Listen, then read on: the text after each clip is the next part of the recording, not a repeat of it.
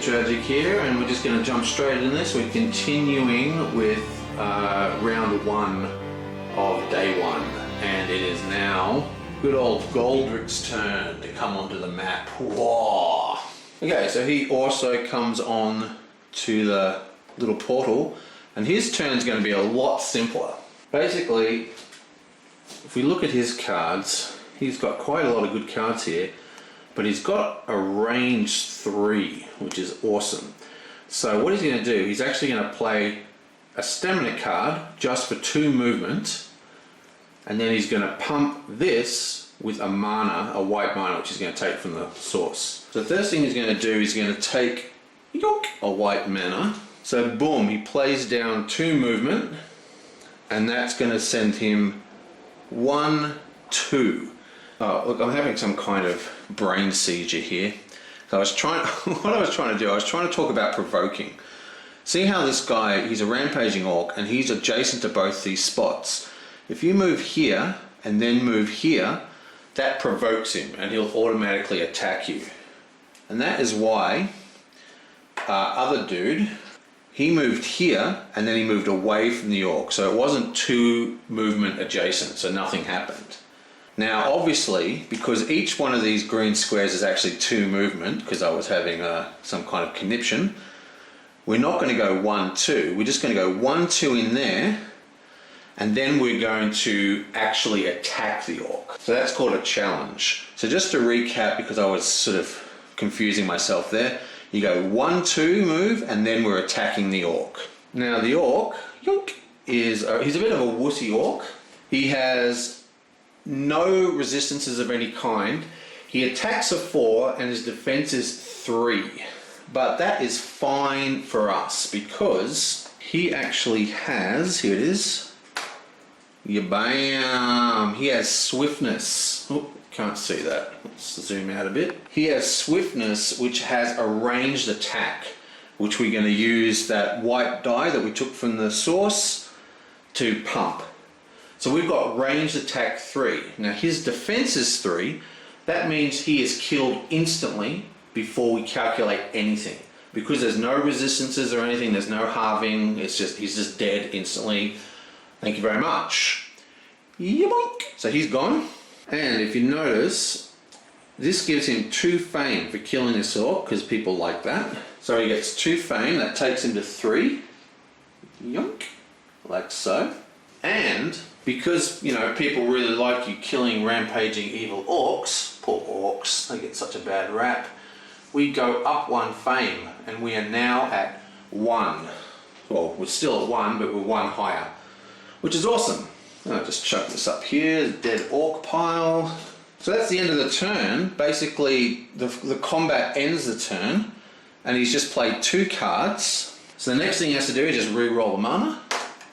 Ooh, it's a black mana. Awesome. Well, not awesome for the other players. So another useless black mana. We discard both his cards. And now we also get the awesomeness. Because we are now here, okay, we get the rewards of that level. So not only do we get a level up here, but we get our bonus for it. So all these levels give us things, okay? This one here says we get 1 advanced action card and we get a skill token. So these are the advanced action cards. And what's cool about this is that we know we're going to get them next turn. Okay, let me just have a look at these. Okay, there's a couple of really cool skills here. And I've forgotten what order these were in. I know that was at the top. I'll have to look this up back in the edit suite because it matters, because the last card gets discarded. But I think the one we're going to take is Pathfinding here. Now, which is a real shame because this one here, Crystal Mastery. Crystal Mastery is an extremely good card. It allows you to basically store mana. It's really good for casters. In fact, I might actually just take that. Oh, I don't know. But I'm going to take Pathfinders because we've only got 2 days and 2 nights, and it's a large map, and I really think the movement is really going to make a huge difference. It's going to allow, because what this one does is not only does it give you 2 move, but it also reduces the movement cost of terrain by 1. And if you pump it, you get 4 move and reduces the cost of anything to 2. Even like 5-point terrains will just become a 2-point terrains. I mean, that is extremely strong. And that should allow our little dude here to fly out of the map and get right out in front of everybody, so he's not crowded or anything. Just allow him to explore basically on his own, which is going to be quite strong. So that's the one we're taking, and this gets placed on the top of our deck. And then the second thing that happens is that we get to select a special skill. So we take, these are randomized, and we take the first 2 and we look at them and we choose which one we want. Okay, so the top one with the thumb is Glittering Fortune. Once a turn during interaction, gain influence 1 for each different colored crystal in your inventory. This influence cannot be used outside of interaction. So what that means is, if I have a green crystal, then I get +1 influence to all my purchasings, or all my interactions with the local townspeople and stuff. If I have a green and a blue, I get +2. I can have a maximum of +4. It doesn't count for black or yellow because you can't get those kind of crystals. That's very, very strong. And the other one is White Crystal Craft. Once a round, flip this to gain 1 blue crystal to your inventory and 1 white mana token. Okay, so that's also very, very strong. It's a pity that I didn't get these at different times, because it would have allowed me to sort of combo them. But the thing is, if we actually look at the card, you'll see that there's a number of these crystal gain tokens. It's very, very cool. So I think this one here is the one to get. We're definitely going to take this one, which won't do anything for us now, but should add up pretty soon. So we're just going to stick this here for his skills, and this one here gets placed into what they call the communal skill zone. So even though this is my skill, I'm just going to place it here. Even though it's my skill, and when the next person to level up can choose that skill if they want. That's where a lot of the variance in this game comes from, because your skills can be used by other people, and it can mean you can get really interesting combos outside of the normal class of character you have. It's pretty awesome. Now I'm just going to check what order these guys were in, because it does actually matter. Okay, so the way this was is that this was actually the bottom card. So we took the card we took came from here. Now the thing is, I don't know, I just think that maybe I should take the Crystal Mastery. Because like we just saw, he has a number of skills that add crystals, actually add crystals to his inventory. So if we had Crystal Mastery, we could use those crystals, but without losing our bonuses to our influence from that other skill we just gained. So I think we are actually going to put this sucker back and take Crystal Mastery. Okay, so this goes here. Do a bit of cleanup, get rid of this guy. These are the 2 cards we used. We'll discard that. We have 3 cards in our hand. We draw up to 5. We know one of them is going to be Crystal Mastery. That's 2. And boom. So there's our 5 cards. Put that like so. Stick this sucker back. I'm trying to keep everything neat so I know what the hell's going on. And finally we replenish this offer, which we don't do to the unit offer. So we move them down and this one gets revealed. That's a new skill. More green. Green, green, green, green, green. Okay, so now it's 2 Vic's turn. So just grab these, yoink. Now his turn is completely screwed over by stealing this green mana. It's completely ruined his turn. Basically he planned to take a green mana to power his movement die, But now he can't, so he's kind of stuffed. But what he is going to do, he's going to take another white. Yoink! 2 Vix appears. He's going to spend 2 movement plus an additional 3 movement as +1s. So that's 2 movement, 2, 3, 4, 5. So that's 1, 2, 1, 2, 3. Because that's a heals area, which is 3 movement. So that was a really expensive move, but he did end up landing upon the village tile, where he's going to spend influence and he's going to pump it with the white mana he took to make it 4. And remember, he's +1. Everyone started at +1 in this game, so that's all good. So he's actually got 5 influence. So there's a number of monsters. Now there's basically 2 worth getting. Oh wait, we can only take ones from villages, remember? Let me forget about that. Okay, so we can take the scouts, we can take the herbalists, or we can take the thugs. Now, the herbalist allows us to heal. We also gain green crystals at will. Well, you know, during the turn. We have the scouts, which I don't know about the scouts. And we've got the thugs, which are really good, but they're basically hired thugs, so we get reputation hits from using them. So I think the one we're going to take is, we massively overpaid, but we don't even need to use that dice, do we? Actually, we don't need to use this dice, so I'm just going to put it back and not take it, because the raw reward for promise is 2 influence, and of course with our bonus of 1 it's already at 3. Okay, scrap that. We are going to pump the influence. That gives us 4, 5, and we are not going to take the herbalist. Instead, we're going to take the scouts. I've decided they're awesome. Let's have a look at what the scout does for us. So it costs 4, and we're producing 5, so we can buy him quite easily. You can get him at all the locations. See that little symbol there? That means you can buy him in villages. Siege attack 1 bonus. That's not going to come into play until late game. That's for, well, there's a couple of forts on the table, but mainly it doesn't matter.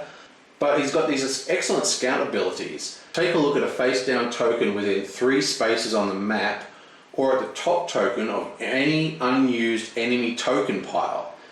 If you defeat that token this turn, you gain an extra fame. It's going to speed up his leveling. It's going to be very cool. And also, he gains you move 2, and you may reveal a new tile at a distance of 2 spaces instead of 1. Which is pretty awesome. So he gains this dude, and we actually used our entire hand. All 5 cards we used, because we went move for 2, then we pumped it 3 times, and then we did influence, which really sucked because the idea was to draw extra cards from planning, and that just completely failed us because we weren't greedy enough and we went 3rd instead of 2nd. Okay, let's just roll the die. It's another white. Wow, harsh. So another white gets placed on the table. Okay, so now it's the final turn for good old sorceress. Whoa, can't go wrong. Scantily clad evil sorceresses, you can't go wrong. Now, she is also a bit screwed by going last and all the mana being unusable. We've had really bad luck with the mana. We've got combat mana for black. We've got some utility mana, which is white, which is good, but you still need the utility cards, and 2 black mana, which can't be used.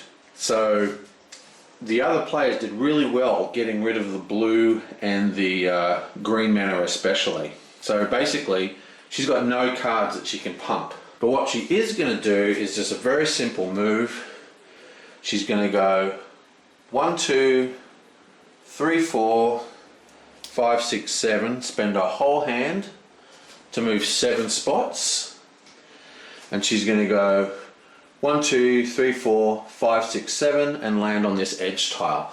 Now you can walk through people even in PvP. You only initiate combat if you finish on the same tile as the other player. And that's the end of her turn. So yeah, not very efficient turns for the last 2 players. But it's not too bad because she is actually on top of a mine, which means she gets a white crystal because it's a white mine. So that's very, very strong. Now crystals, even though it's the same token, mana tokens you have to spend, crystals you get to keep. So a very quick turn for her. She gets a crystal, she discards her entire hand, and she draws another 1, 2, 3, 4, 5.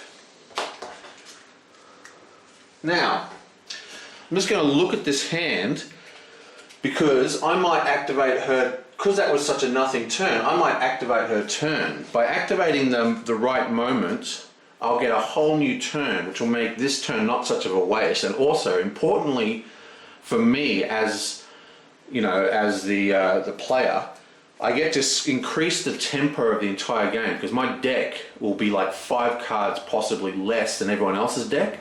So I can trigger the end game of the day much faster. There's good and bad things about that, but we'll see how it goes.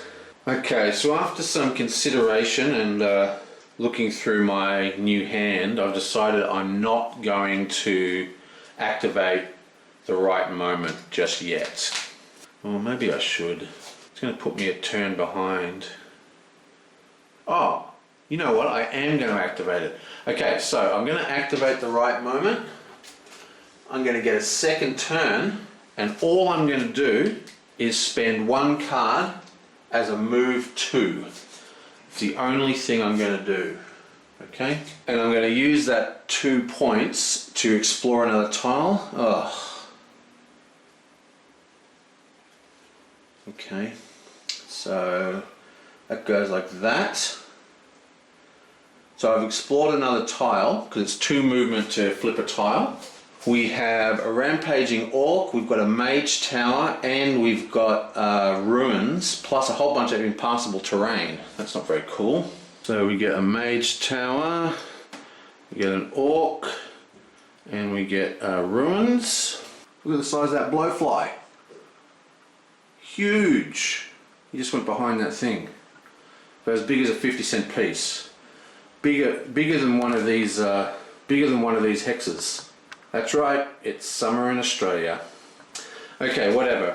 So we get a ruin. Now that's way too hardcore for us. We get a mage tower, which is probably also too hardcore for us. And we get a rampaging orc, which comes down face up. Ooh, now this is a bit more like it for an orc. He has an attack of 4, which is easy to block, luckily, but he has a physical resistance of 3. That means if we want to attack him, we've basically got to do double damage if we're only using physical attacks. So we have to use a fire attack or something like that to gain, you know, to kill for 3. Otherwise we need to produce 6 damage, which is pretty heavy. And see that big ugly skull? That means he's brutal, like he's like overwhelming or some kind of keyword like that. But what the point is, it means if you take any damage, you take double damage. So we only have to block 4, but he does 8 damage. And look at how much fame he's worth, 4 fame. That's pretty awesome. But as per the Blitzkrieg rules, when we reveal a tile, not only do we get the 1 fame as normal, but we also get a 2nd fame, which brings us down here and we level up. So that's awesome. So once again, we get to choose one of these things, and we can take an action tile. So we've still got pathfinding, which I still think is going to be a very good card. We have ambush. Basically, ambush is just a way of making your attacks and defenses stronger. And we've also got the new one that came out, which is regeneration, which is an extremely strong card. You can ready level 1 characters, level 2 characters, or 3 characters. You can heal 2 wounds. It's a very good card. I like this card. The problem with it is, though, if you have a lot of wounds, it's hard to get this in your hand because you're full of wounds. So it's I still think that I'm going to follow my gut from last time, and I'm going to take the pathfinding card.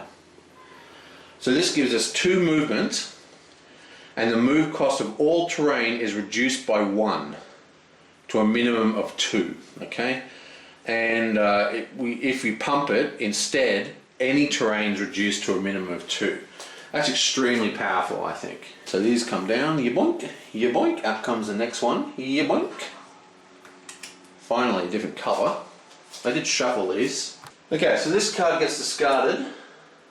This card goes on the top of the deck, and remember that's a move card, so basically all I've done is I use this ability to swap this movement card for a better version of itself, and I leveled up, which is pretty awesome. So let's take our 2 skills. Okay, so what do we got here? Let's get these the right way up. Okay, so that one with all the different types of mana, it just says that we can use mana as the opposite colour. So this is a permanent effect. Gold mana is black mana, white mana is green mana, blue mana is red mana. So this really frees up our ability to cast our cards for the stronger effect. It's a very, very strong effect. Now the other one's actually pretty strong as well. It allows you to draw 2 cards every time you're the lowest on the fame track. Now this is interesting, but I actually think the other ones are much more powerful. So I'm going to add this one to the communal skill pool, and I'm going to add that awesome ability to this character. Beautiful. And there's more. I also get a second white token because I've ended a second turn on that mine with the white crystal. Okay, so that's that. That's it. That's the end of turn 1. Yeah! Okay, so now we're going to go to turn 2. It took me quite a while to get that going. I had a huge mistake. I had to redo almost the whole first player's turn, but luckily the other 3 turns played out exactly the same because there was no actual changes. But seriously, what a pain. Anyway, I will see you guys next time. Let me know what you think of this, and I will be back soon. And hopefully I've made no mistakes, but no promises. I'll see you guys next time. Oh yeah, I should probably, redraw her hand back to 5 cards. Yoink. Okay.